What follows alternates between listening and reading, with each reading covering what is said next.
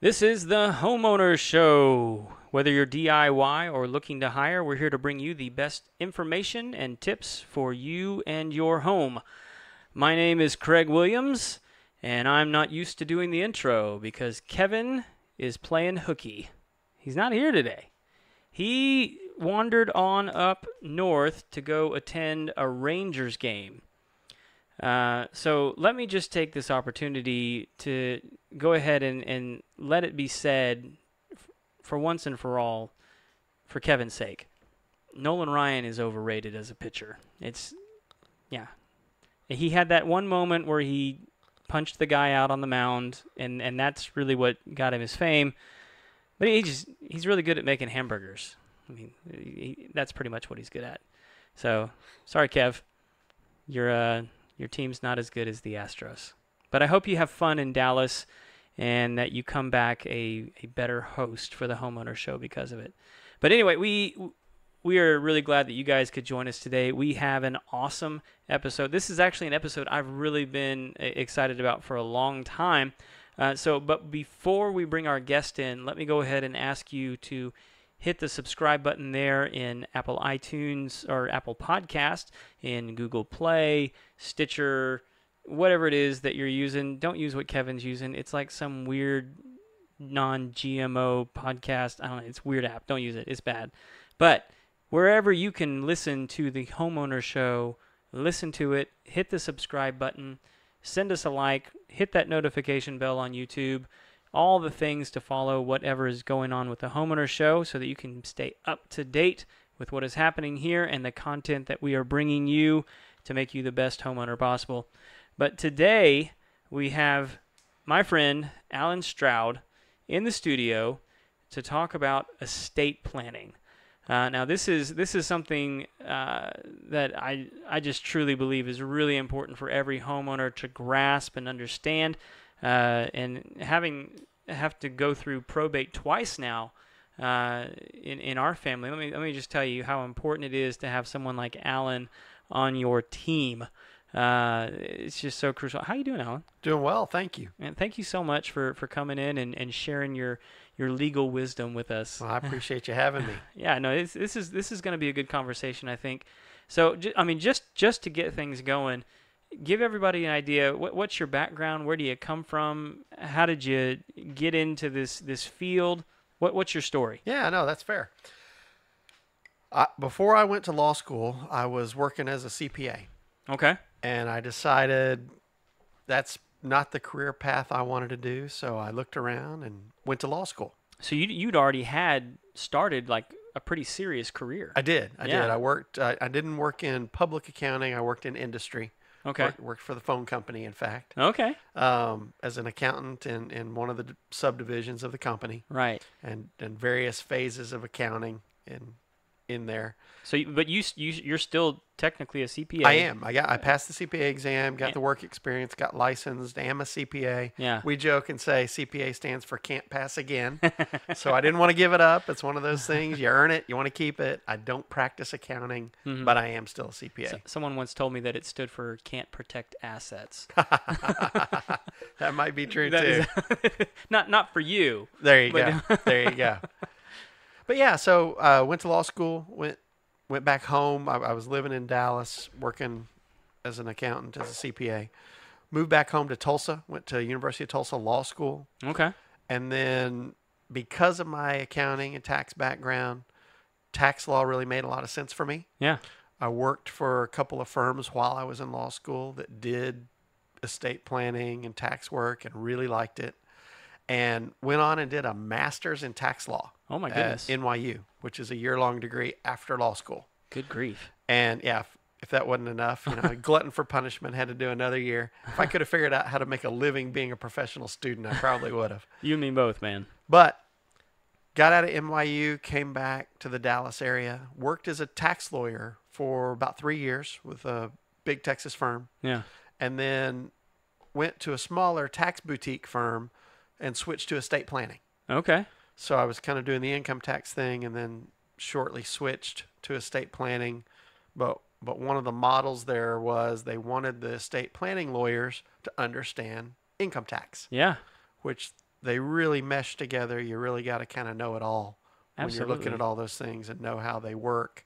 So I was going to say, like, your experience in tax law has to be really valuable with estate planning, because it's so much of what goes on there has to do with taxes. That's right. It helps me talk to the CPA. It helps me work with a family and really give them the kind of advice up front to get them in a position to make the best tax decisions. Yeah. Well, you already speak the CPA lingo, so right. Right. You can already talk code sections with them. That's right. You're not coming in as an adversary. It's a distant relative. Right. Right. So that was all in Dallas. I moved here to Houston about 7 years ago. Okay. Joined the firm I'm at. I'm a partner there now. Okay. It's really an estate planning and probate shop. We got 4 full-time, 2 of counsel. All 6 of us attorneys are board certified estate planning and probate. Okay. And to be board certified, you got to have a certain number of years in practice of that specialty area. A certain percentage of your practice has to be in that specialty area, and then you got to pass the test. Yeah. Right. And I want to circle back around here in just a second as to like what all that entails. I'm actually a little bit curious because it sounds like you went to school in Oklahoma and New York. And am I missing one in there? Nope, you're right. So it's Oklahoma, New York. I actually undergrad was actually at UTA and okay, so in Texas and then Oklahoma and then New York. Correct. So, but like from what I understand, like attorneys tend to practice in the states where they pass the bar. Exactly. And so how was that experience going from state to state? I mean, because you're in Oklahoma, I imagine it's a little bit different there. Probably pretty close to what it's like in Texas, but I imagine New York being vastly different. I mean, to a certain degree. It's really funny. Oklahoma and New York were probably more similar. Okay. Because Texas is a community property state, and so what? I mean, for people that don't know, what does that mean? Community property. It's spouses' interest in property. Okay. How they own it, what their rights are. Okay. And upon divorce or death, how those rights are affected. Okay. So there's very few community property states. It's definitely the minority. Most states are separate property states, like Oklahoma and New York. Okay. And so in those states, whoever owns the asset, it's their asset. So if the house is in husband's name, husband's house. Gotcha. And typically those states have alimony and those kind of things. So if you get divorced and everything's in husband's name, he gets those assets, but then he turns around and has to pay alimony to the spouse. Well, Texas, community property state, doesn't matter whose name the asset's in. If you buy it during the marriage, it's presumed to be community property, and each spouse owns an undivided 50% interest. Wow. So your wife's name's not on the house, it's still half hers. And if you get divorced, a judge has the right to divide the community property equitably. And so if the judge feels... So the court can actually seize that asset. And give it all to the spouse he feels that he needs, or the judge, she could give it 50-50 to each spouse. Whatever they feel is the equitable division of community property. Now, separate property... Community property states do have separate property, which is like an inheritance or property you brought into the marriage. Okay. Now that is your separate property. You retain that; it's yours. You leave with it. So that would apply to things like in a prenuptial agreement or something like that. What a prenup does is it defines the terms of how we're going to treat assets at death or divorce. Yeah, that's right. So you can say, separate stays separate. You don't even need to say that. The law says that. But the main reason people do prenups is to overturn what Texas laws are. For example, any income you earn while you're married is deemed to be community. Right. Well, you could enter a prenup and say, my earnings are mine, your earnings are yours. Right. Or income from separate property is community. So a lot of people do prenups to turn that rule on its head and say income from separate is separate. Gotcha. So that's really the reason people do prenups, is to define those property rights and usually to change what the default law is. Interesting. So is there a big downside to the way that we operate in Texas as community property? Not really. They're just different rules. I don't know that one's better than the other. They each have good and bad. For example, Texas typically doesn't have alimony. You don't hear about a lot of alimony because the court can divide the property. And so in Texas, is typically if there's children involved, there's child support. There is child support. That's true. But That's not different. alimony. Yeah. Yeah. Texas does have forms of alimony. They have spousal support payments, but those usually will be shorter term. Okay. Alimony may last years and years and years, but spousal support is usually to help the spouse either get a degree or help them for a 5-year period of time, something like that. It's usually much more shorter term. Okay. So like what were for the master's program up in New York, what was, I know you said that the degree was in, but what was that helping you kind of focus on? It was an intensive tax program. Okay. Every class was some kind of tax. Okay. Corporate tax, estate tax, foreign tax, whatever you can think of, it was all tax classes. Okay. So it's literally a master's of law in taxation. And NYU right now, and then as then, is a top program in the country. Okay. So that makes me curious about what you think about certain taxes that apply at the death of a relative or things like that. So what are some of the, I mean, I'm assuming you probably know some of these things since this is what you deal with. What are some of the tax advantages that homeowners and families typically don't take advantage of that you know of? There with it in regards to their estate and things like that. Yeah, what I see a lot is people make mistakes. Mm-hmm. If you wait until death to give someone an asset, right? So it passes at death, then typically they get what's called a step up in basis in the tax basis of that asset. So let me give you an example. You buy a house, $100,000. You hold it for 10, 20, 30 years, and it's worth $200,000. Right. So you've got a built-in gain of $100,000. And if your kids were to get that and sell it, then without other tax rules, that's a $100,000 gain they'd have to report. Right. But there's a provision in the tax code that says they get a step up in basis to fair market value at death. So their new tax basis is the fair market value of that asset at the date of death. Okay. So if they turn around and immediately sell it, no gain. So they basically got a free $200,000. Okay. Now, what some people will do is they'll make gifts prior to death. And when you're doing that kind of gift planning, you really got to think about the asset, because when you make a gift to someone, they receive the asset with your transferred basis. Gotcha. So if you paid $100 for it, that's their basis. They turn around and sell it, they have a $100,000 gain. So one of the things you want to make sure when you're looking at assets and trying to figure out if you're trying to make gifts before you die, or if you want to hold off and wait until you die. Sure. A lot of times it makes a lot of sense to actually wait and have that transfer because of death, because that's a powerful tool that frankly the government gives you. Yeah. Erasing that built-in gain. And we might be getting into the weeds a little bit, but I'm guessing the rules are different for the different asset classes. Well, they are. It's the same rule for like stocks and bonds and things like that, but with IRAs, 401ks, there's no step up in basis at death. Yeah.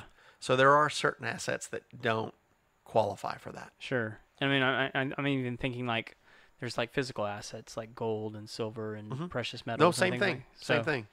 They would get a step up. Okay. Yeah. I'm just wondering how they would even know. Well, yeah, I'm not advocating that people hide things from the government, no, but like certainly with assets like that is a risk, and the government knows it is. Yeah. Which is why it was illegal to even own gold until like, what was it, like 74 or something like that? There was a problem, when Nixon took us off the gold standard, right? But yeah, so that can be a real problem, and I've had, kind of jumping ahead a little bit. Sure. When we do probate, one of the things we ask for is, hey, give us a list of all the assets. Yeah. And you can only trust that your client is going to give you the list of all picture. the assets, right? I mean, because they may be thinking what you're thinking. Who's going to know? Yeah. Who's going to know if I move from the safe deposit box, I move that gold over? You tell them, hey, penalty of perjury, and you got to be honest. And Yeah. that's how they got Al Capone, cheating on his taxes, right? Exactly. Yeah. So you got to be honest, and you hope they are, but you can't make them be. Yeah, absolutely. Certainly now, if I know they're not being, I'm not going to file something. Well, I'm not going to help somebody commit a crime. But, if they just absolutely don't tell me, there's not a lot we can do about it. Yeah.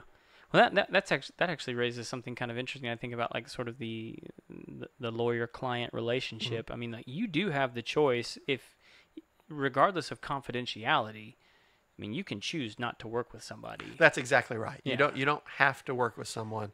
There is attorney-client privilege. Right. So once they tell you something, you've got certain duties with that information. Right. But you can't help them commit a crime. Mm-hmm. But if it's past crimes, you'll get in trouble. You might lose your license if you reveal something that you shouldn't reveal. Right. And so certainly, there's, not for that reason, but there's certainly clients that you walk away from sometimes. Yeah. You're not forced. There's no indentured servitude anymore. Well, no, I bring that up because I think a lot of people have the idea that I can tell my attorney anything, and then that person's going to continue to act in my interests however I direct them. Right. Whereas what you're telling me is like, if I tell you like, look, here's my assets, but actually over here, I've got this secret stash of assets that I don't want reported. Yep. Like you as the attorney can go, whoa, we're done. You're going to have to find somebody else. I'm not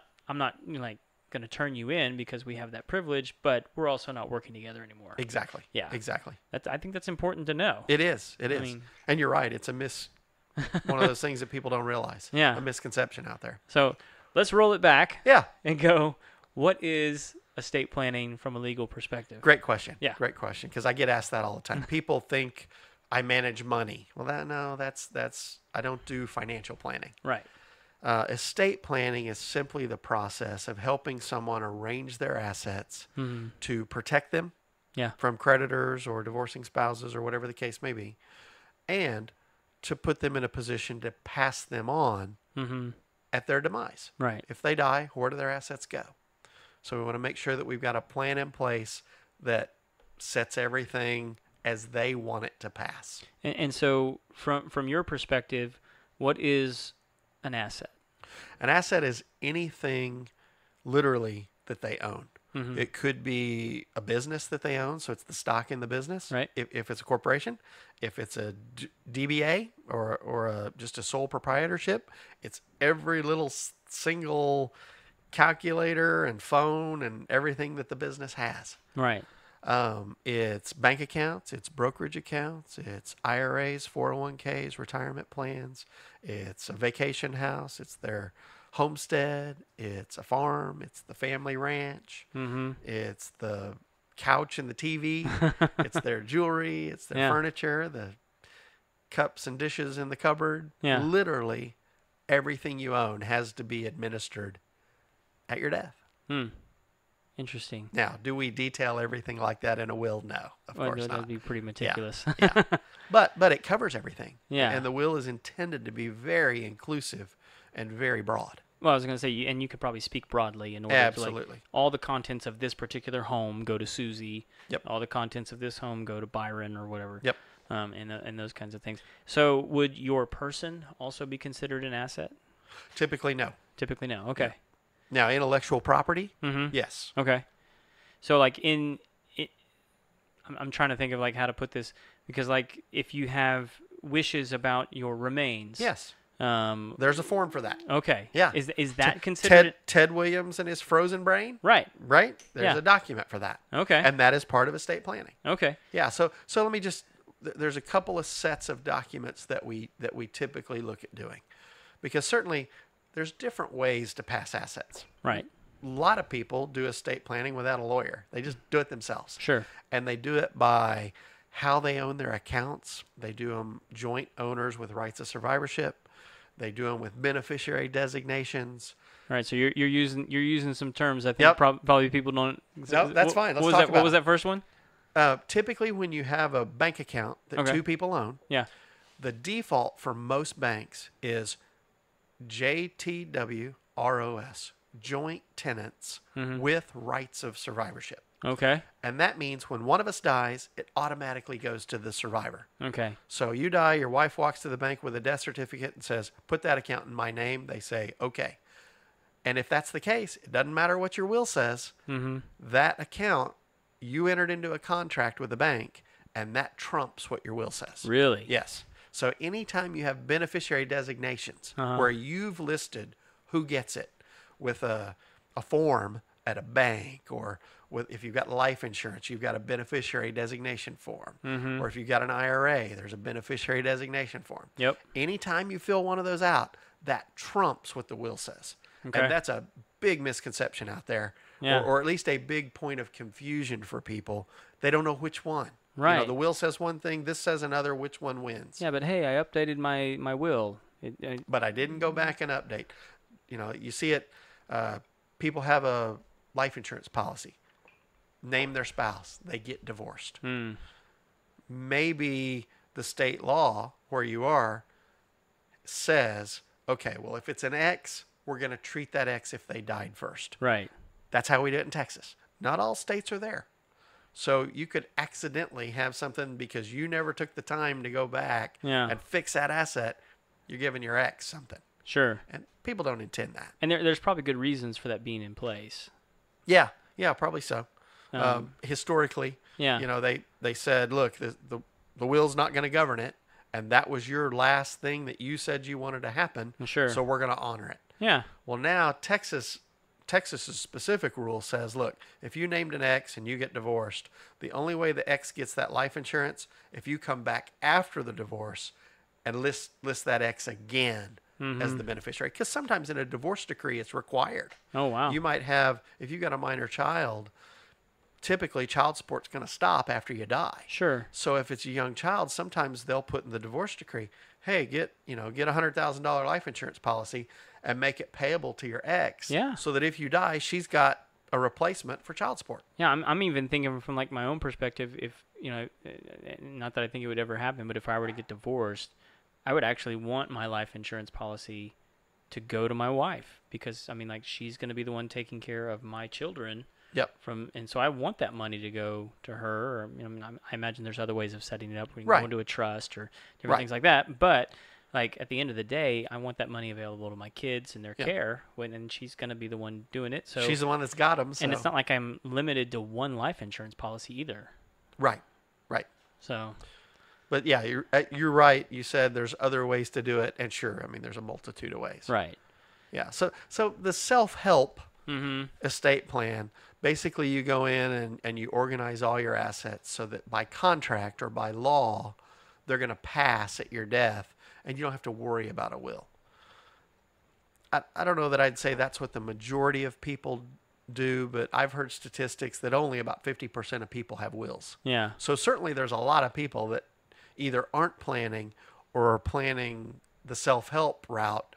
And maybe they're not planning all their assets with the self-help, but certainly joint bank accounts and brokerage accounts where you name a transfer on death beneficiary or a pay on death beneficiary. Mm-hmm. So you're listing people that'll get the assets at your death. Yeah. IRAs, 401ks, all those kinds of assets. Yeah, and from what you're telling me though is, even if I have a will, if I haven't done my due diligence with my other accounts and I haven't, signed my designated, beneficiary to where I want it to go based on what my will now says, it doesn't matter. That's a great point.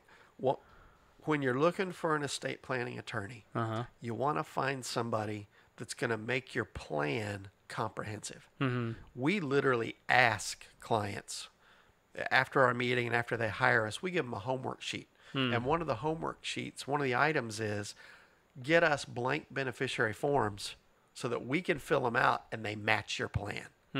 If your attorney hadn't done that for you and hasn't looked at what your beneficiaries are, right, then how do you know that the will's even going to do what you want it to do? Sure, you're just churning wills to, Yeah.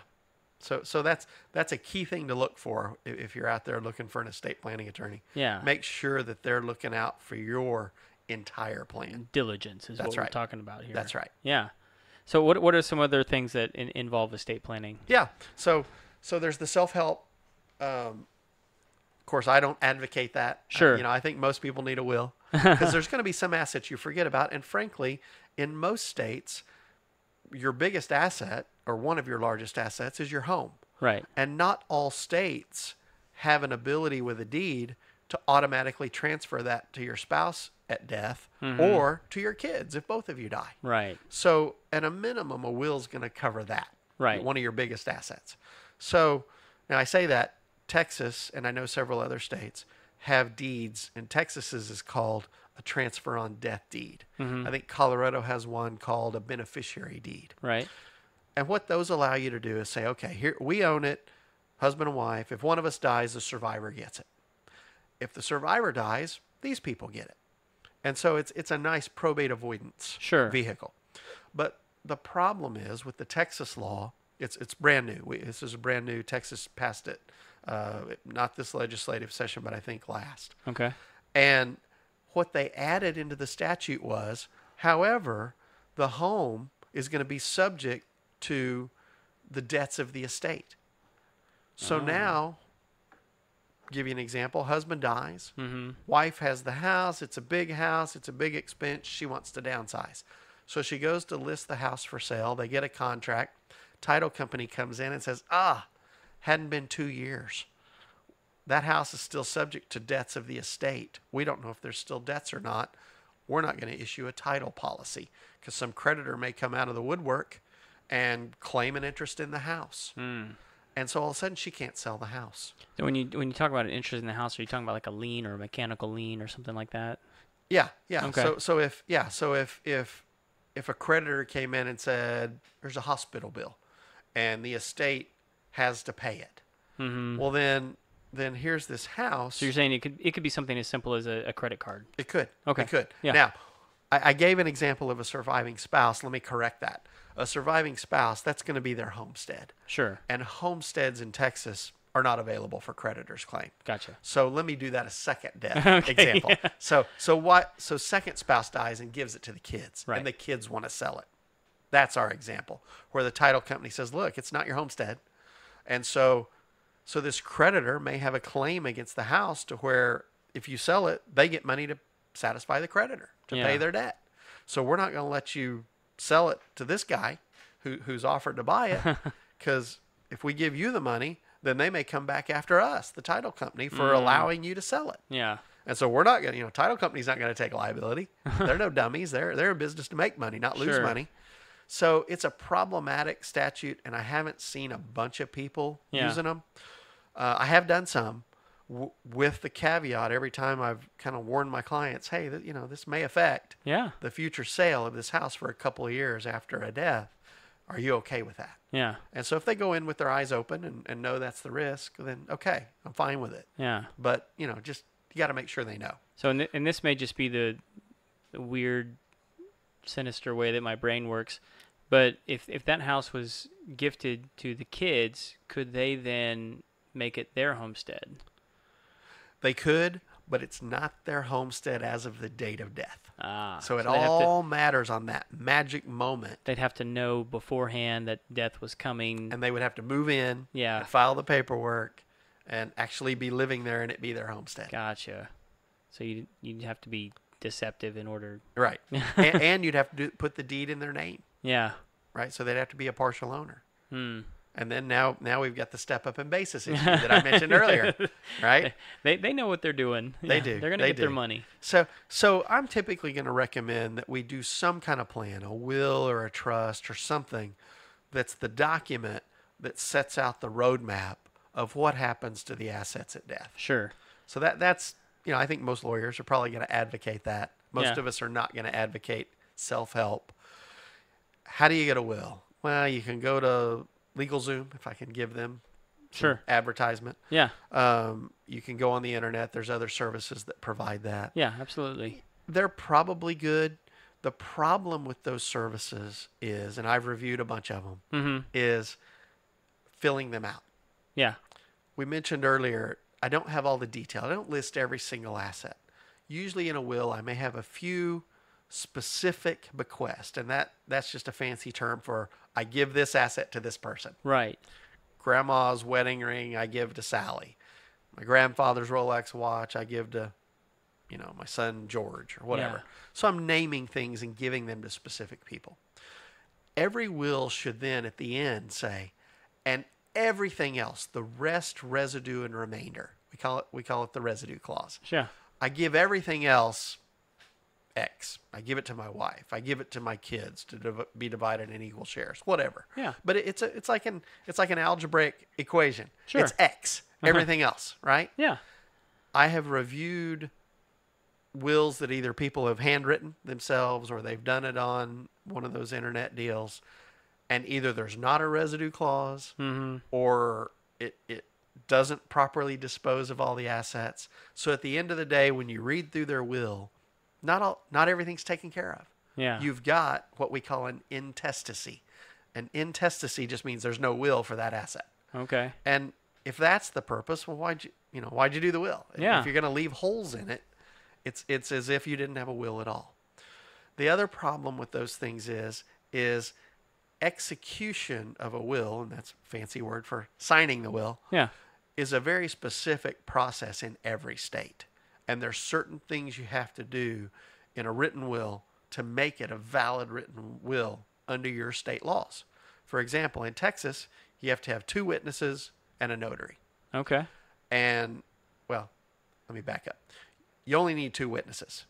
But there's another step to take those witnesses' testimony so that they don't have to later show up at court Right. 40 years later when you die. Yeah.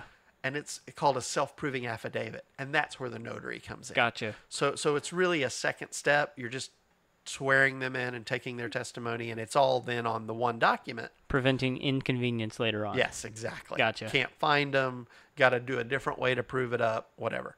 So really a signature and 2 witnesses is a valid will in Texas. Now, other states I can't speak to, but it's not the best way to do it. Sure. And so certainly I've reviewed internet wills, and maybe they signed, they didn't have any witnesses, but they got it notarized.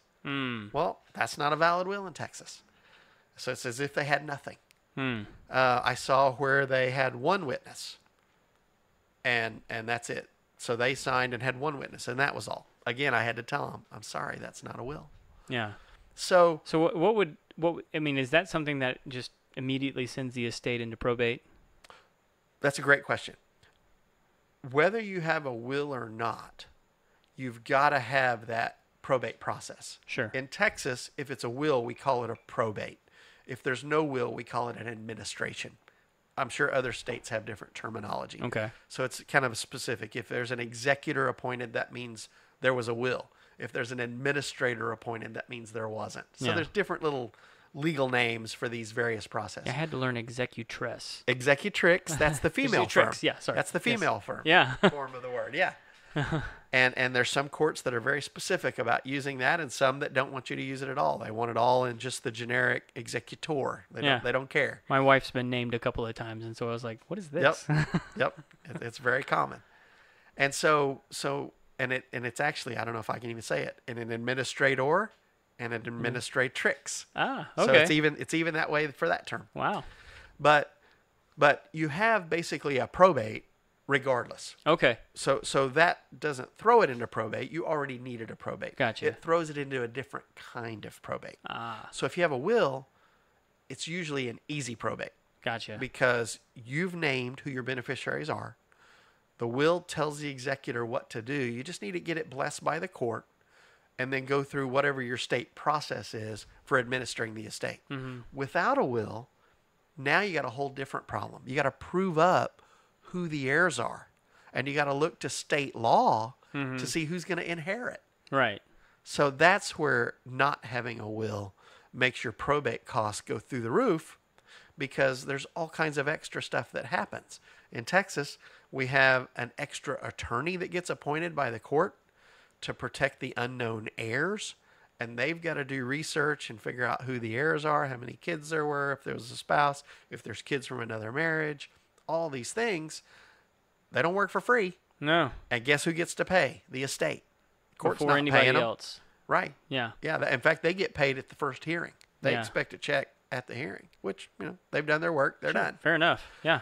And so So with that process, you've already added another hearing and another layer of work. So of course your probate's going to be more expensive Yeah. than had you had a simple will done right.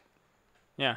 And so those, I mean, like you're talking about that guy's not brought on unless there's not a clear will or Correct. trust. That guy's brought on when there's an intestacy. Gotcha. When there's assets passing without a will. So do the survivors then have any choice, or does the court just handle that? Court has a list. Uh-huh. Court appoints them. Some courts have gotten in trouble because they put their friends on the list and make sure they feed.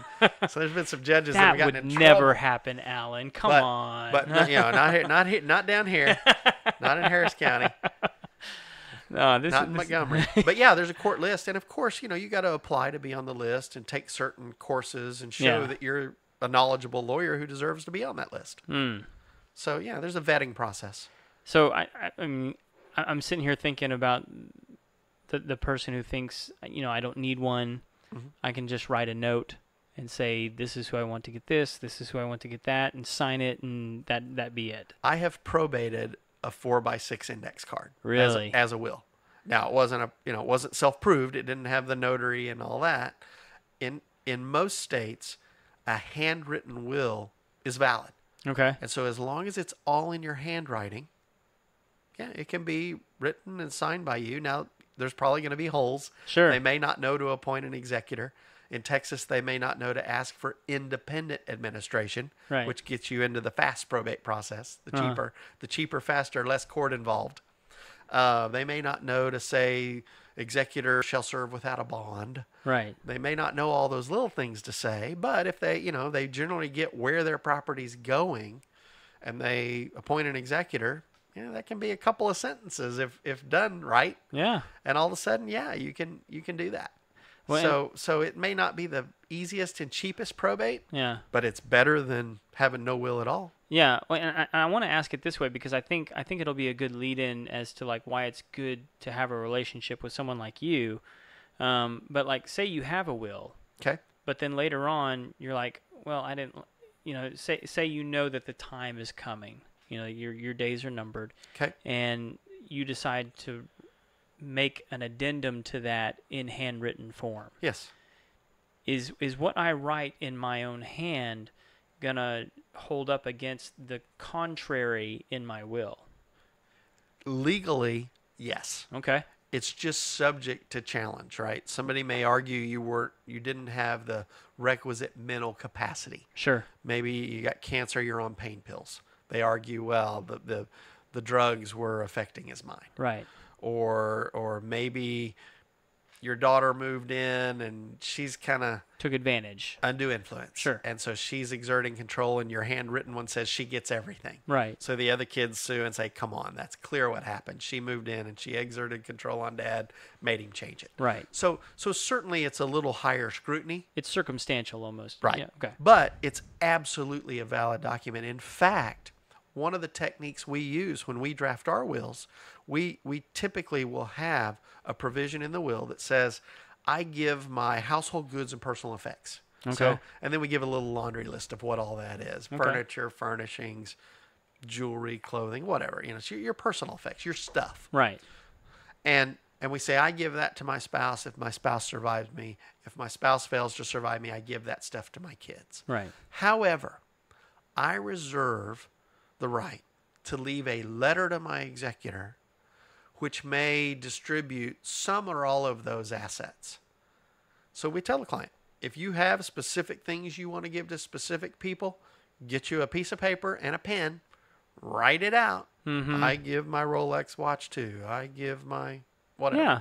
my Yadro statues, my Hummels, whatever. Give them, name who it is, sign it and date it. Yeah.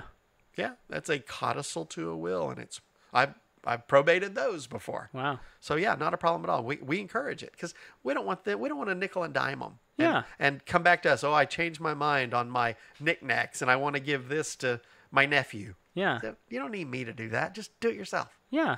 And so you can probably amend that. As many times as they want. Tear it up, write a new one. Absolutely. I mean, is that something that they would have to give to you? We typically tell them, we're happy if you want to give us a copy, because that way, if somebody decides to make it disappear, Right. then we can ask about it.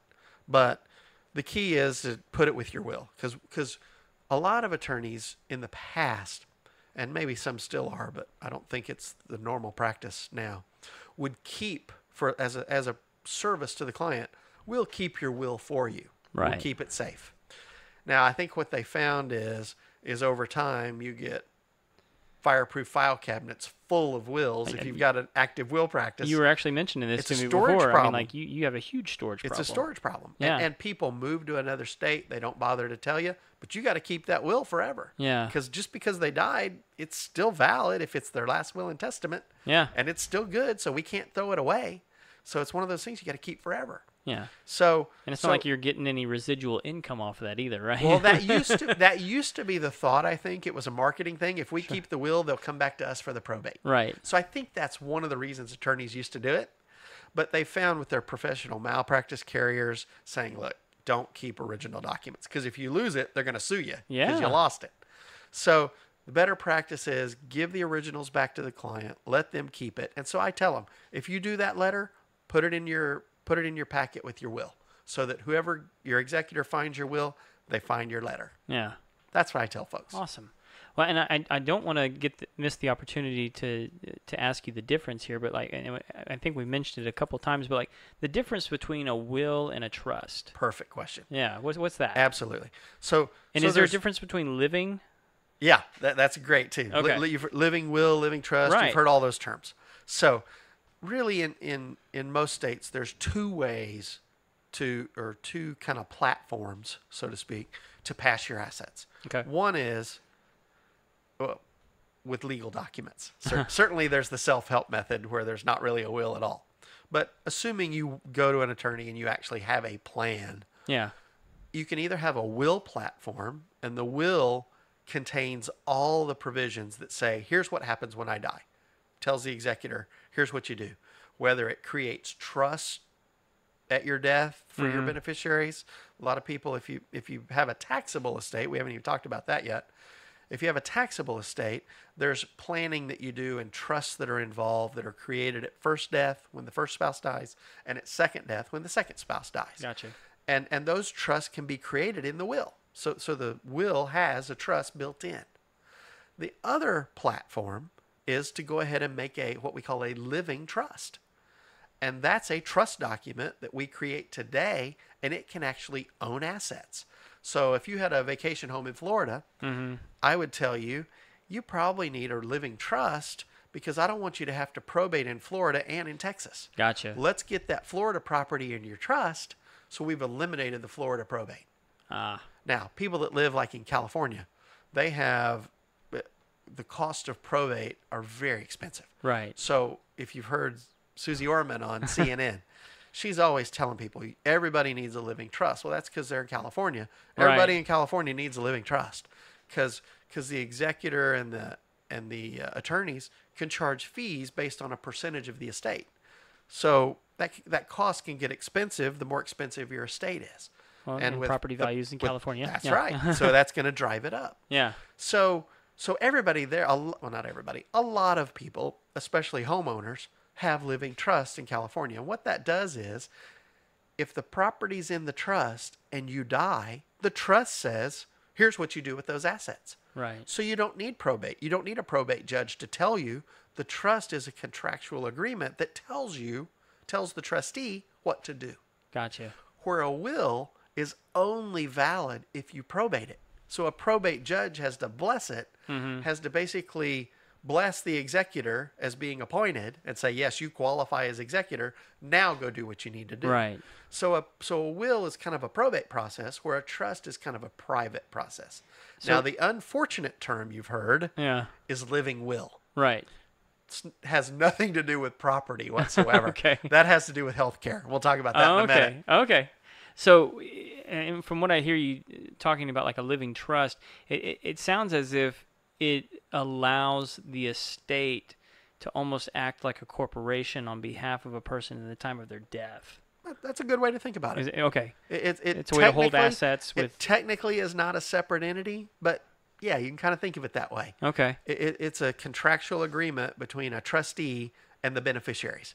And and the grantor, the person who creates the trust. So there's three parties in a trust: a grantor, the person that creates it; a trustee, the person that manages it; and the beneficiary, the person who gets the beneficial interest of the assets in the trust. They get the income, they get the assets. Yeah, and I think sometimes we hear the word trustee, and Trustee. I think we tend to associate that with like huge estates, people who are actually hired to manage these trusts, and so there's big professional banks. Yes, that that act have as their trustees. trust. Yeah. Yep. And so you can actually be paid as a trustee, Absolutely. as a sort of like a beneficiary of the estate. Is that how I'm understanding? Well, no, you're paid as trustee to manage the trust for the beneficiaries. Okay. So your job is to invest it, to make distributions, all that. So you're the CEO of a corporation. Yeah. I mean, to use your analogy. Sure. So that's kind of the trustee's role. And so like he has a fiduciary duty to those beneficiaries. So you could have like zero like blood relation to any of these. You could be a Absolutely. professional trustee Absolutely. to manage these things. Oh yeah, big banks do it all the time. Okay. Every big bank has I think every big bank has a trust department. Yeah. And they'll act for you.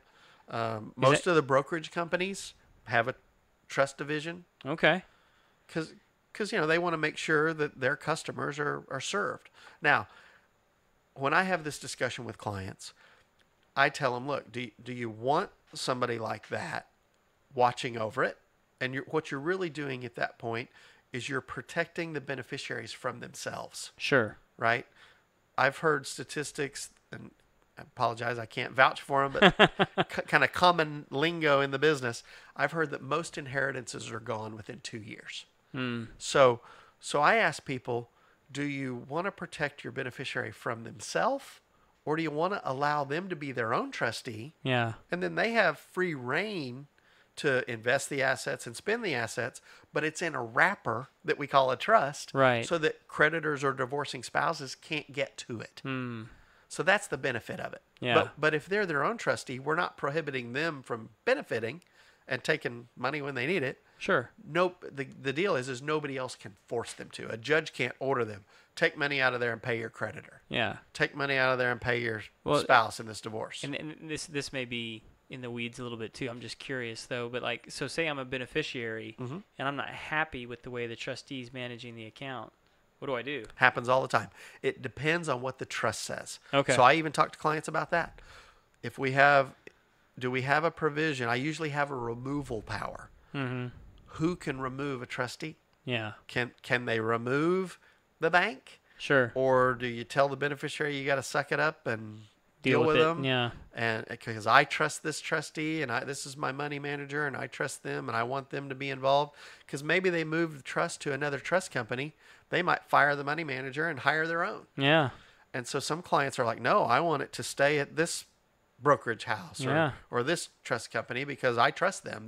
They helped me build this wealth and I want them to help my kids keep that wealth. Okay. And so we don't give the kids the ability to hire and fire successor trustees.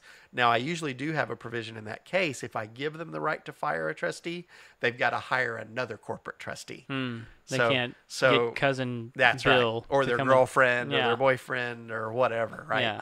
So if we've got it in a professional trustee, then we tighten it up and make sure it's got to stay there. Okay.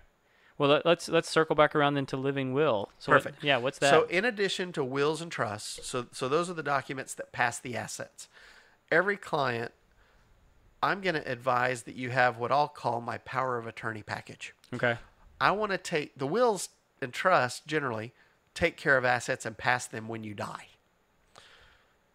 The power of attorneys take care of you when you can't take care of yourself, or they at least instruct what you want to happen if you can't take care of yourself. So for example, financial power of attorney, that's the first document. Right. If you can no longer manage your assets, you've got Alzheimer's or dementia or whatever the case is, you can't write checks anymore, you can't deal with numbers, whatever the case is. A financial power of attorney, you're telling the world who you want to be the person that has access to whatever power you give them. Right. Banks, brokerage accounts, IRS. There's a litany, a list of things that you can say, I give you these powers. Yeah. And so, maybe it's the rest of your life, right? You get Alzheimer's and you live another 10 years. They may be taking care of you for 10 years, literally doing everything. Paying your bills, signing tax returns, whatever, selling your house, anything financially you can think of, Yeah. that power of attorney agent will be able to do. So usually we list an agent and a couple of successors, a couple of backups, because, this could be a 20-year process. Who knows? So we want to make sure we got it covered. So that's the financial power of attorney. The next document we do is a medical power of attorney. And the medical power of attorney says, if I can't make medical decisions, if I'm unconscious or incapacitated, whatever the case is, who can tell the doctor, who can consent to a procedure, who can check me into rehab, who can move me to an assisted living, who's got the ability to govern my body, Right. my health care. That's what a medical power of attorney does. And again, we try to get them to name 2 or 3 people, so we've got a succession plan in order in case something happens to somebody we've named. Yeah. Maybe that first person's already passed away, or that happens a lot. Yeah. People will name somebody their same generation, or young people sometimes name their parents. Exactly. Right? Happens a lot. The next document that kind of goes hand in hand with the medical power of attorney is the HIPAA authorization. HIPAA stands for Health Insurance Portability and Accountability Act. It's a law that had nothing to do with what it was passed for, because they came back later and tacked additional provisions to it. Basically, it's a healthcare privacy law. And it says doctors can't share medical information without the patient's permission. Yeah. So every time you go to the doctor, you sign a HIPAA release so the doctor can share just enough of your information with the insurance company so they can get paid. Right. So you're used to seeing that. If you've been to the doctor, you've signed a HIPAA release. Yeah. Well, this HIPAA release is specifically for your medical power of attorney. Okay. You've said, I've named these people, and doctor, I want you to talk to them when the time comes so that they can make informed decisions, so that they can see my medical records. You can talk to them. You don't have to ask them to leave the room. You can talk to them and tell them all my options. Yeah. So that's what that is. The next document, other states call it the living will. Texas calls it the directive to physicians. Okay. I call it the pull the plug document, because that's what it's all about. End of life decisions. You can make those decisions. That's right. Yeah. Do I want to be kept in a persistent vegetative state, or do I want them to be able to pull the plug and take me off life support? That's really all a living will is. And so that actually gives you can either make those directives yourself or you can give that decision to someone else. That's a great point. Some states, you actually name an agent on that form. Texas has separated the medical power of attorney and the directive to physicians. Right. So the medical power of attorney, you've named an agent to act for you. Yeah. The directive to physicians is exactly that. It's a directive. You're telling the doctors and your family in the future what you want to happen in a couple of scenarios. If you've been diagnosed with a terminal condition and given less than 6 months to live, and you're on life support, and the doctors have come to your family and said, there's no hope, do you know what they wanted? Yeah, they initialed this, and they said they wanted you to take them off life support. So that's when you show the form to the doctors, and they're able to take them off. The second condition is an irreversible condition. So that's kind of the Terry Schiavo case. If you remember that Florida case, the girl that was in the coma for 15 years or something. Yeah. Husband wanted to pull the plug. Parents wanted to keep her alive. Jeb Bush, president's brother, got involved. I mean, it's just a mess. She didn't have one of these forms. But that's that situation. It's an irreversible condition. You're never going to get better from it. It's on the form. I think it defines it as all kinds of things from a coma, brain dead, end stages of Alzheimer's. It's just a condition from which you're never expected to get better. Yeah. But it's not necessarily terminal, right? I mean, you're not going to die from it as long as you're on life support. Sure. You may live for years and years and years. Yeah. But do you want to live that way? Right.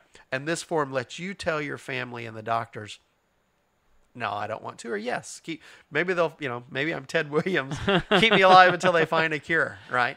Yeah. And now, go ahead. No, I was just going to say, I mean, like, it almost feels like sort of narcissistic to not have this in place. I mean, because do you want your your ultimate last few days to be brought together with fighting and potential conflict and all these kinds of things? Great point. Or do you want it to be, as peaceable as possible? Yeah. And it almost, I mean, like, and I think most people have access to this knowledge and know that they should have something in place, but yet just always feel like they don't have either the financial wherewithal or the time to get these things in place. I think the second thing there too is they don't want to face it. They don't Yeah. want to talk about it. Yeah. Some people are like, man, that was a depressing meeting. We talked about death, and I usually try to insert humor and make it as enjoyable as possible when we're talking about it. I joke with clients and try to lighten the mood as much as I can, because it does get very heavy. Yeah, it's a heavy topic. And you mentioned the fighting and stuff. The other issue is the guilt and the grief. I can't tell you how many clients have sat across the table from me. Their parents didn't have one, and they had to make that decision. They feel like, I killed mom, I killed dad. Where if mom or dad would have checked that box and said, this is what I want, you're carrying out their wish. Yeah. So it's a great favor you're doing for your kids and your family, telling them, this is what I want to happen. Yeah. So that they know, and that you're kind of taking the burden off of them and letting them feel better about doing one of the worst things they ever have to do. Yeah. Disconnecting dad from life support or whatever the case is. You're giving them the okay. This is what I wanted. You're just doing what I asked, as opposed to you're having to make that decision. Yeah. So and that's a good segue into something I wanted to ask you anyway, which you've already answered a piece of right there, is like what's sort of like, and not necessarily like doomsday, but like worst case scenario, I don't have this stuff in place. I mean, all the things that we've talked about, like what happens then? There are some really great doctors out there. Yeah. And I've dealt with them. I've talked to families that have dealt with them, and they hadn't had these documents in place, but some of these guys and girls, ladies, get it. And they've walked families down this road multiple times, and they don't have an agenda, and they don't care that those documents are there. Yeah. And they do what's right, and they let the family make the decision, and they go on. Now, the risk is you get somebody who a hospital's just been sued, and the doctors have just sat through a presentation from the insurance carrier saying, we got to have this form. You can't let somebody die without it because you're going to get sued and the hospital's going to get sued, and they scare them to death. Yeah. And so they're sitting there looking very much to the family like they're the bad guy. Yeah. Because they're not letting them You came in here unprepared. in mom or dad's misery. But it's really, it's the family's fault because they didn't take care of business. But certainly they're mad at the doctor. Now, certainly there's some true believers out there. And, some people that just, they're going to do what they want to do. They know better. But I think those are few and far between. Sure. I think by far, doctors, they're people too. Yeah. And they're going to help. I've not heard very many stories of families that have really fought the doctor and had crazy results. But I have heard them. So it's not like it's not happening. Yeah. Well, man, anything else that we haven't covered yet? We talked a lot about wills and trust and how, making sure you have a plan. We didn't really talk about why you might want to leave your inheritance in trust. So let me touch on that real quick. Yeah, absolutely. If you've got minor children, one of the biggest mistakes I've seen is people on their beneficiary forms. And this is particularly people at work.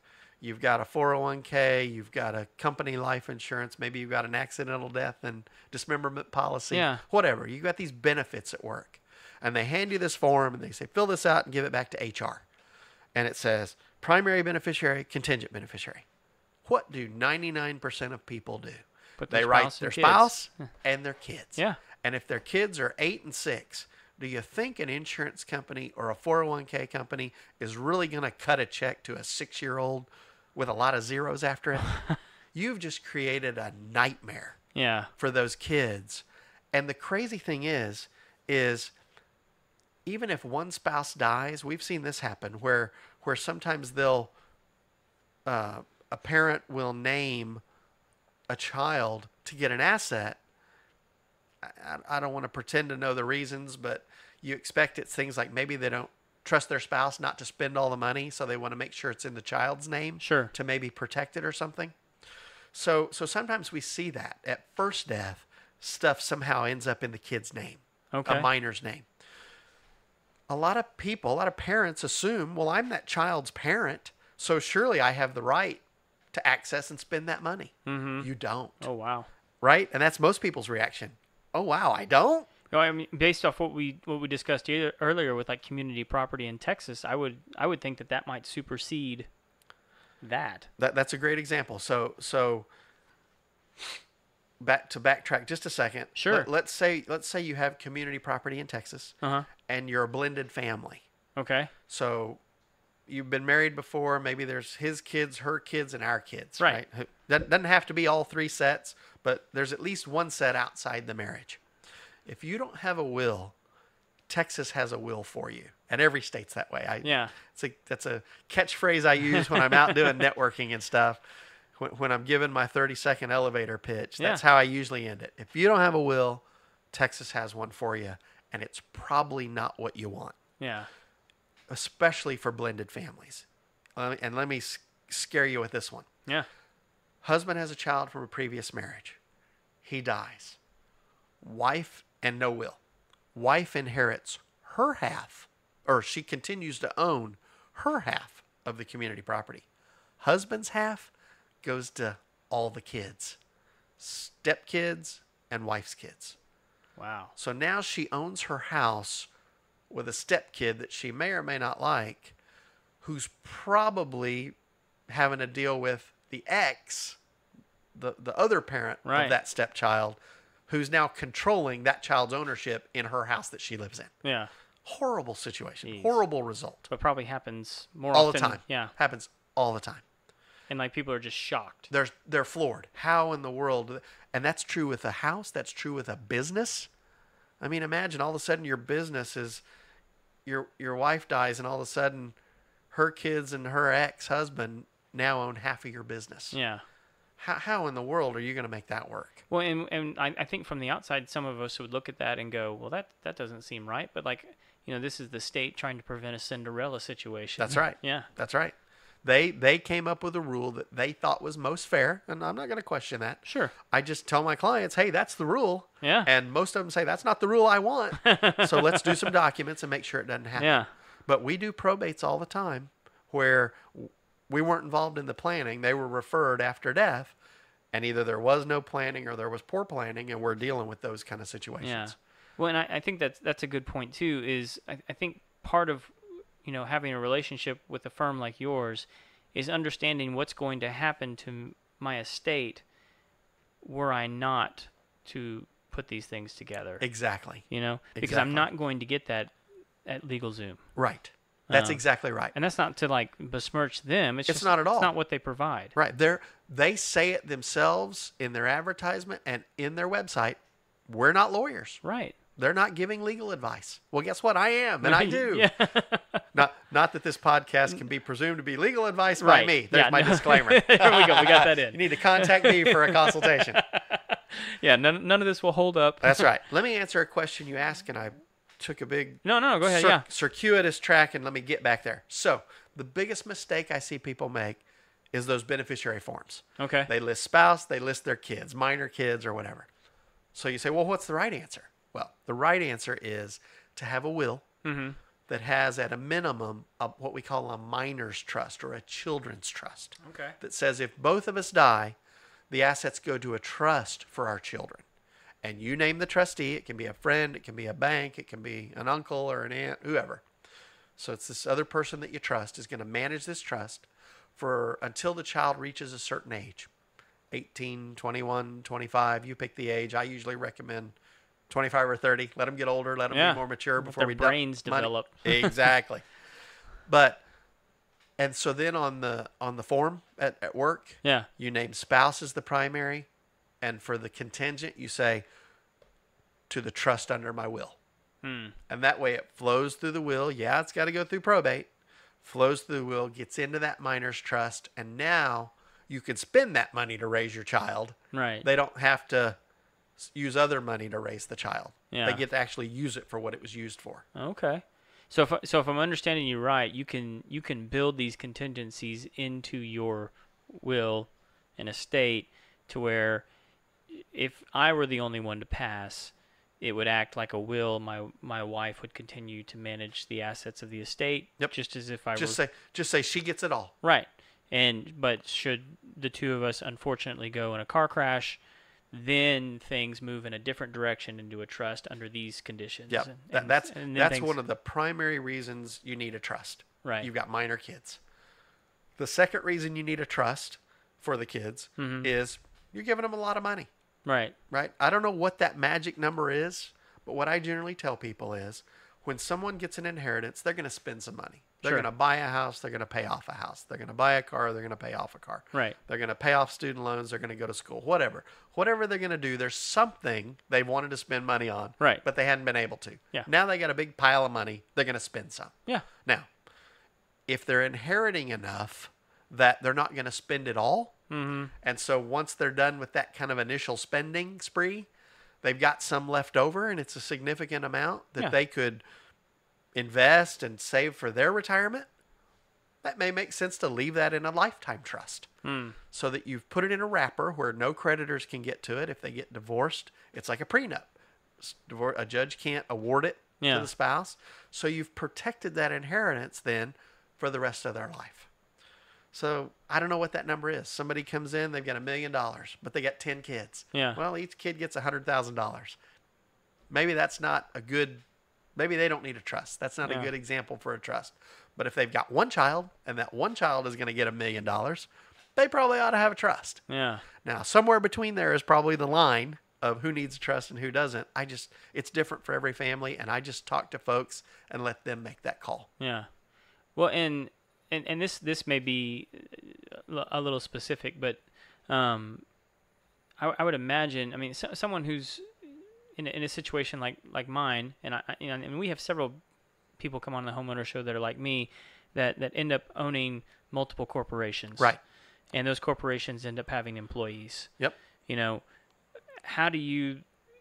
Because on one hand, you want to protect your heirs. Yep. Right. But on the other hand, you have people that You're responsible for people's lives. Yeah. That, right. That you're paying them a salary, and they're counting on you. And you don't want your little son Jimmy, who's a brat, to come in and sell it out from underneath them and expose them to risk and unemployment and all these kinds of. How do you then do that? That's a great question, and we deal with that a lot. A lot of our clients are business owners, and so a lot of our estate planning includes what we call succession planning for the business. Okay.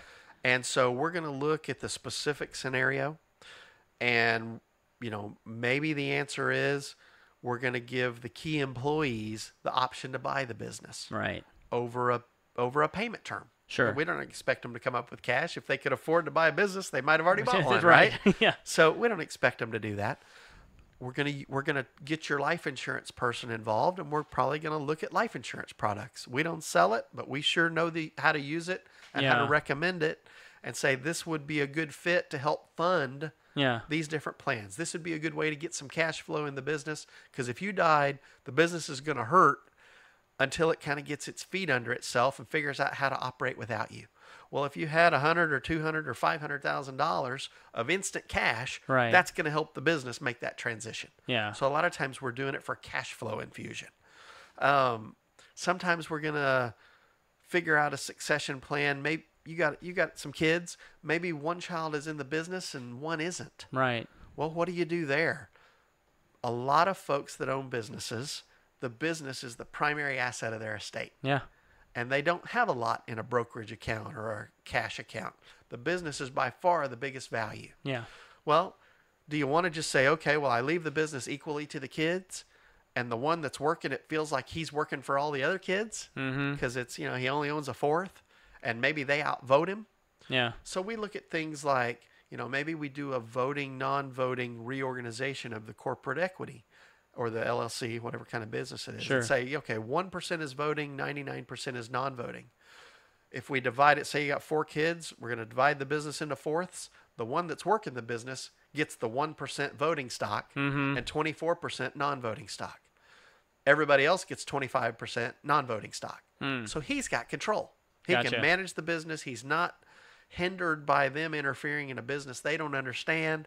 They don't have a lot of power to vote him out or do anything. They're just along for the ride. Still benefiting from it, But though. still benefiting Yeah. from the business. Now, the problem with that is if he's greedy and decides, well, I'm going to just increase my salary and suck up all the profits and never make any distributions, well, then they really didn't inherit much. Yeah. They inherited a nice piece of paper on their wall. Better get out quick. Yeah. So sometimes what we do is we say, you know what? You got a couple of kids. One's in the business, one's not.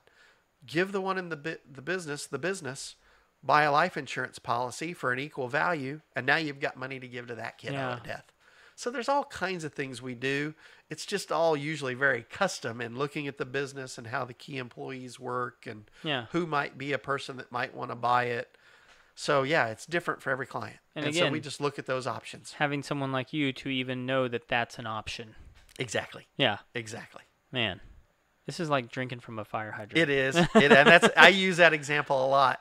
After a meeting, I start seeing the client's eyes get a little glazed over, and I say, okay, planning tolerance is done for the day. Yeah. And I use that exact phrase. I say, it looks like you've been drinking from a fire hose. I know I've given you a lot of information. Let's let it percolate. Yeah. And kind of pick one or two things that you need to do.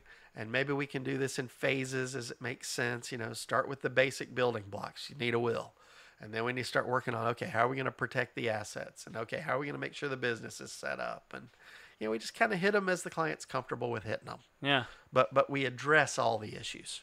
Awesome. And if it's an area of the law we don't cover, we know people and we'll recommend somebody that can step in. For example, you got employment law issues, we'll get a labor lawyer. Yeah. In on the team and have them help.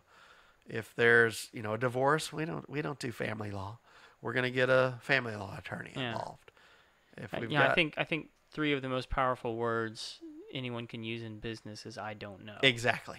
And I'm not afraid to say it. Yeah. And if I don't know, I'll tell you. But I'll find out the answer, or I'll find somebody that knows it. Right. No, that's powerful. I have no problem in saying that to people. And you're right. Ego gets in the way. Yeah. And some people can't do that. And I think they're doing a disservice to their clients. Yeah, absolutely.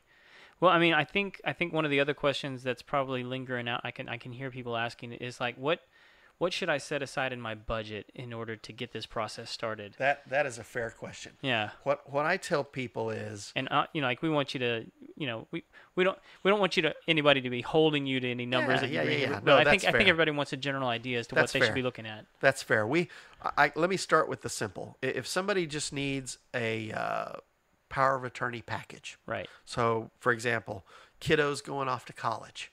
Remember, when they're 18, they're no longer they're no longer a minor. They may be a dependent for tax purposes, but they're an adult. Decisions. Yeah. And so you don't have any access to their bank. You don't have any access to their doctors. So a lot of times, don't tell them that though. Yeah, exactly. but they quickly find out when they're at school and you call and you hit the brick wall. Yeah. So we do a lot of those power of attorney packages for kids going to school. Which just real quick. Yeah. Blows my mind with the college scandals we've got going on right now. With the admission stuff that we've got going. It's crazy. How do they have access like that when these kids are 18? I mean, like, it's crazy. It's stunning. Yeah, it's stunning. No, I hear you. It's I got a whole diatribe on that. Sorry. No, so to start out there, we charge $275 for a single person, $350 for a couple to get all those documents done. Awesome. So that's those 5 documents I mentioned.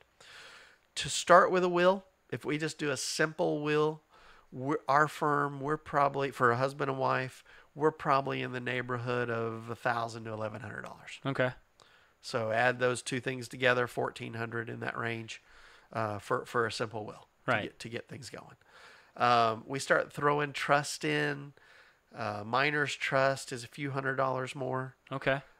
We didn't even talk about special needs trust. Oh, okay. If you got a child with special needs and may qualify for government benefits, we want to make sure never, ever, ever give that child money in their own name.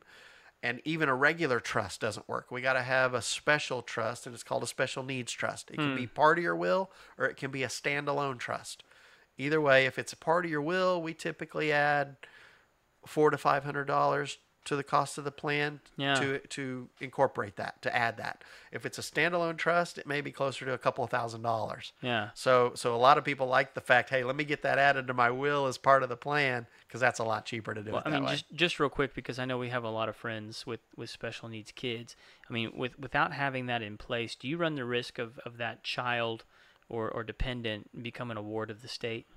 What typically happens is if you don't have a special needs trust, they're going to, and you die, either you have a simple will that just says give my kids equally, which is what some people have, Right. or they just don't have a will at all. And so state law says give to my kids equally. Right. They've just inherited whatever. If it's more than $2,000, you've just lost their government benefits. Oh my gosh. They no longer qualify for Medicaid and SSI. Uh-huh. And so now What's SSI? Sorry. it's a Social Security Okay, thank you. disability benefits Okay. that some can qualify for. And there's an asset test and an income test. So the asset test says you can't have more than $2,000. The income test says you can't make more than X a month. If you inherit $2,000, boom, you lose your benefits. Good So they grief. worked hard. They filled out all these applications. They got their child these benefits. Boom, they die. They lose them. And now they can't get them back until they spend all that money. They can't give it away. If you give it away, there's a 5-year look back and a denial of benefits for the amount you gave away. So it's a huge mistake if Yeah. you don't do that planning, and very consequential for you. Because if you have a special needs trust, you could inherit $1 million in a special needs trust and still qualify for your benefits. So I mean, it's just, those are great trusts. It's easy planning. You just got to talk to somebody who knows what they're doing. Yeah, and there's lots of benefits that the state and the government can provide special needs. I mean, like even Absolutely. like specific care. I mean, Absolutely. Like that, and that would be insane that they could lose that. Yeah, just because of- having a good social worker who can kind of walk you through that myriad of maze and minds and Yeah. is worth their weight in gold, because they can help you find stuff that can help those kiddos like nobody else. Okay. Better than most special needs So- attorneys. But to put that onto a will or to a trust, that's usually an extra $450, Yeah, something like that. $400 or Okay. $500 Yeah. is all. Yeah. Yeah. To where if we did just a special needs trust, we're talking about 4 times that. Yeah. So it definitely makes sense if it works.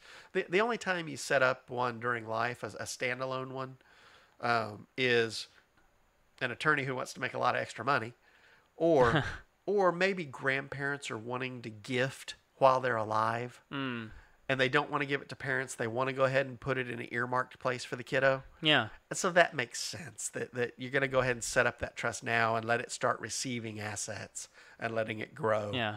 So that there's a fund by the time the child needs it. So they literally can't own any assets at all. Less than $2,000. That's So crazy. I had somebody come in. His son was older. He was working. He got a job as a bagger or a sacker Yeah. at the grocery store, right? And making a little money. And he'd been socking it away in his savings account, thinking, hey, that's the good thing to do, right? Yeah. Teach my son how to save money. And it was quite a bit. I mean, I think he had several $1,000s he'd socked away. And I said, do not apply for. He was thinking it was about time to apply for some benefits. I'm like, you can't apply with that much money. He won't Yeah. qualify. And once you're denied, it's horrible, because you're penalized I mean, you're for marked, not yeah. qualifying. So I said, let's work this out. Let's figure out. He can't just take that money and give it to you, but he can pay you rent. He can pay for groceries, because he's an adult. You can charge him. If it's your Right. child, you have a duty as a parent to pay for that stuff. But he's a child, or he's an adult. You can charge him for that. So, and even if you want to take that money and put it in a savings account that's in your name, but it's earmarked for him, fine, you can do that. Right. And just tell him, point to, and that's yours. It's just in my name. It's legally it's mine, but in my will, I'm going to make sure that goes to your special needs trust. And you can do that. That's nothing wrong with that. But you just got to do that planning Yeah. in advance and make sure that's covered. If we do trust, lifetime trust added into the wills, we're probably we're approaching that $2,000 number. I don't have exact numbers. We've Sure. actually got a price list. I don't know that a lot of law firms have that. But basically, if you fall within this category and this is what we're recommending you, this is what the price is. Right. And so typically what I tell folks, we get a lot of people that call, hey, what's a will cost? Fair question. but I don't know. I don't know what you need. Right. So what we typically offer is a free initial consultation to come in, spend an hour and a half, you talking to us asking you questions. We got a little questionnaire we send you. It's on our website too. Tells you things to bring to the initial meeting so that we can give you a couple of recommendations as to what kind of plan makes the most sense for you. Yeah. And then, hey, here's a flat fee cost. This is exactly what it's going to cost. It's not going to be hourly. You're not going to show up to the signing appointment and it's going to be $1,000 more than what we talked about. Yeah. It's a fixed fee price. You agree to it when you hire us. If you don't agree, then fine. You don't hire us, you walk away, fine. But if you like the price and, think we're going to work well together and it sounds good to you, that's usually how we do things. Yeah. And when you were talking earlier about the will being around $1,000, that doesn't include a living will. That's a separate. That's part of the $350. Okay. Yeah. So the living will is the part of the power of attorney package. Okay. So that's $350 for a couple, and then the will itself, the two wills for the husband and wife, that's the $1,100. I think is what. I apologize. I don't have that off the top of my head. I want to say it's around $1,100. But you're not paying $1,100 as a couple. It's a piece. It's $1,100 period. Period. For the couple. Okay. Two wills, $1,100. Well, that's awesome. Yeah. We think so. Yeah. We think it's a fair value. Now, let me say this. Before we started recording, I mentioned every lawyer who takes the Texas bar, and in fact, most state bars, there's a section on the bar exam for wills. Right. And so every lawyer has to learn all these things about what makes a valid will. And because of that, every lawyer out there, not every, but most lawyers out there think, hey, I can draft a will. Yeah. And maybe they've done their own, and they have drafted wills. Now, and they may do it. Sometimes we jokingly call some of them roofing lawyers. They'll do any kind of project that comes in that keeps a roof over their head. Yeah. Right? They'll do a will, they'll do a divorce, they'll do some criminal, and there's nothing wrong with that. That's a general practitioner. Sure. Nothing wrong with that. They probably would charge less for a will than our firm would charge. As I mentioned, we've got board certified estate planning and probate lawyers. Right. With that expertise, we probably are going to charge a little more. But we say the same thing. We're not downtown. We're not charging what the downtown guys are charging, who have the same expertise as us. Yes. So, it's all relative. And it's really finding somebody you're comfortable with, finding somebody that knows what they're doing. I reviewed a special needs trust the other day that wasn't even a special needs trust. It purported to be. Yeah. And it quoted a section that this will be a special needs trust under such and such section. That section wasn't a special needs trust section.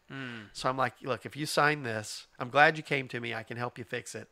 But this will is not a special needs, does not have a special needs trust in it. It won't qualify. They'll lose their benefits.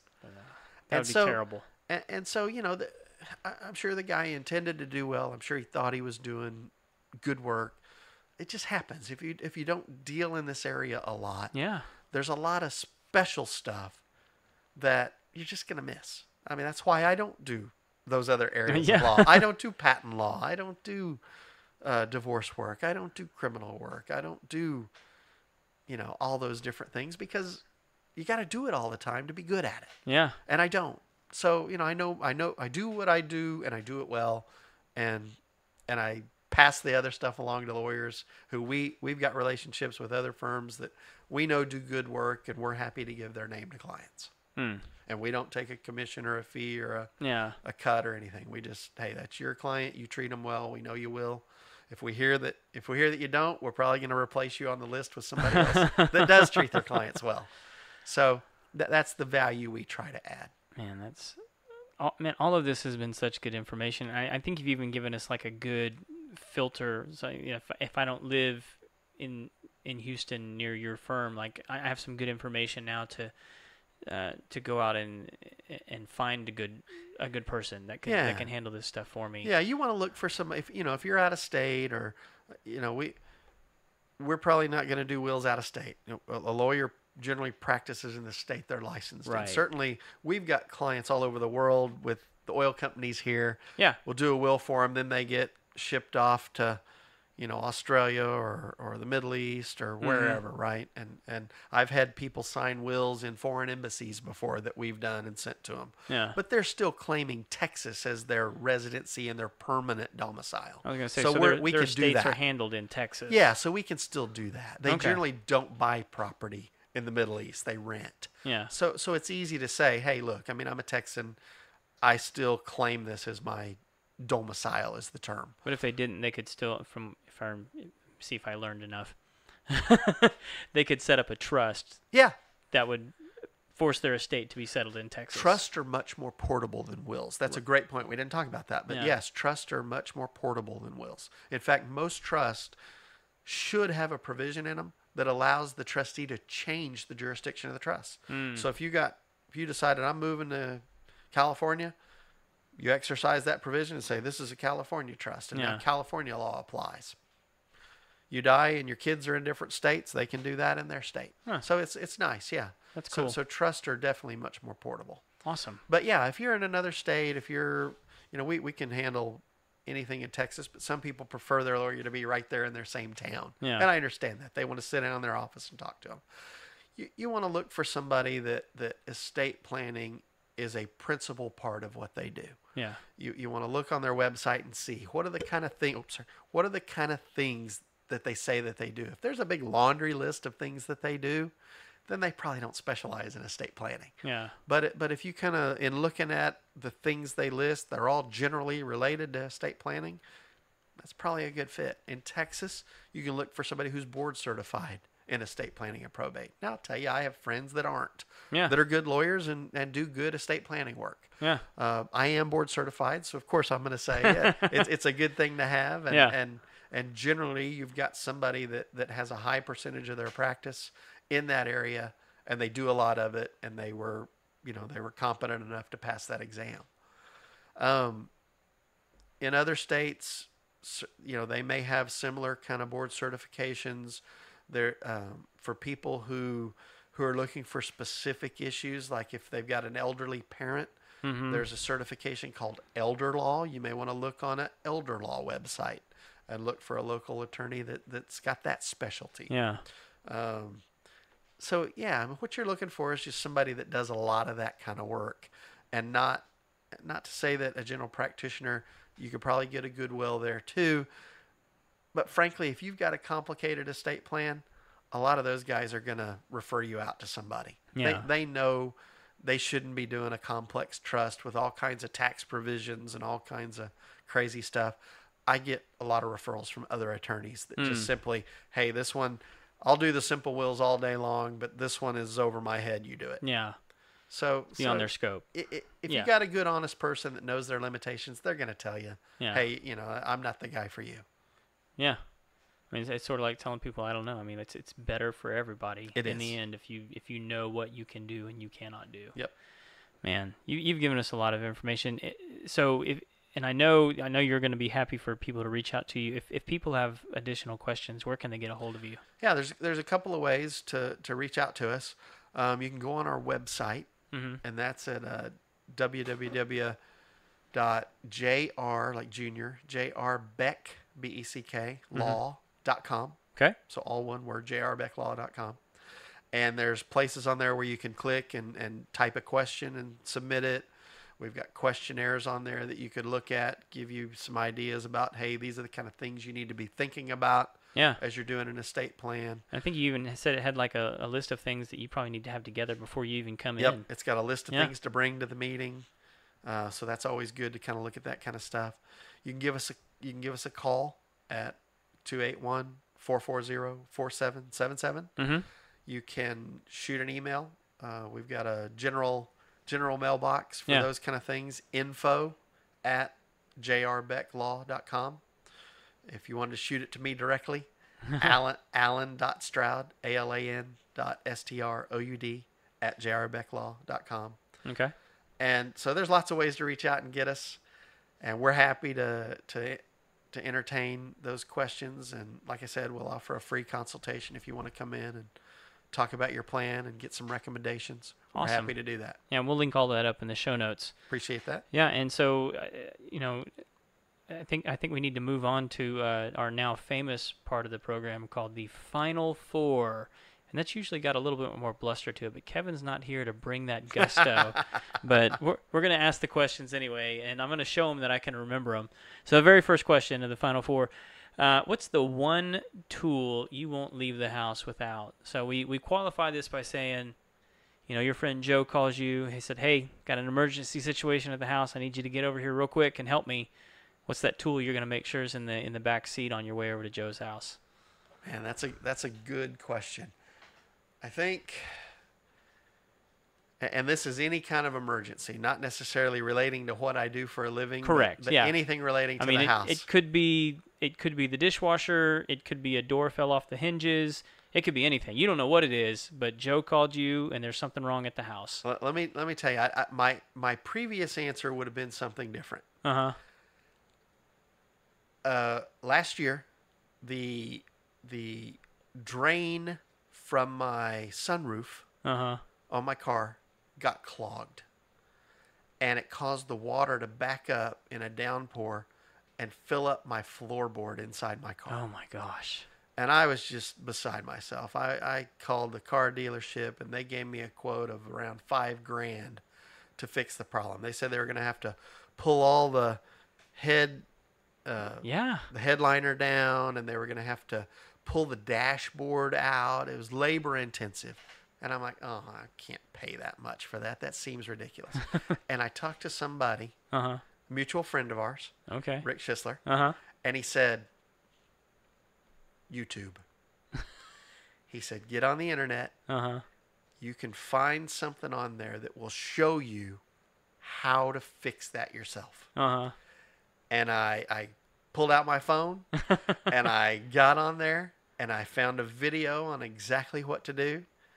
And it took me, I had to go around and buy a couple of tools that I didn't have, a really long set of complex pliers that would go through the vent to the firewall, through the dash to the firewall. So it was a long complex with lots of joints, pliers that would allow me to pull this thing out.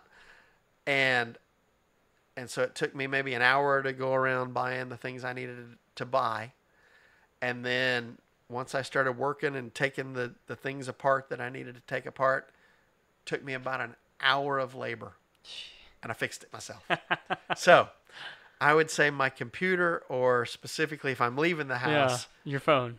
My phone. So whatever's going to be access to YouTube. Because I can go buy the tools that I need once I know how to fix the problem. There you go. I like it. All right. So question number 2, what is a job that you walked away from?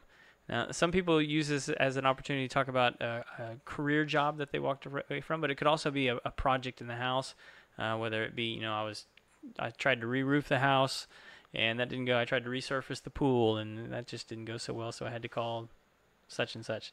So what's a job you walked away from? Well, I already shared that I switched from being a CPA to go to law school. So, so yes, I did walk away from that. Yeah. But probably the job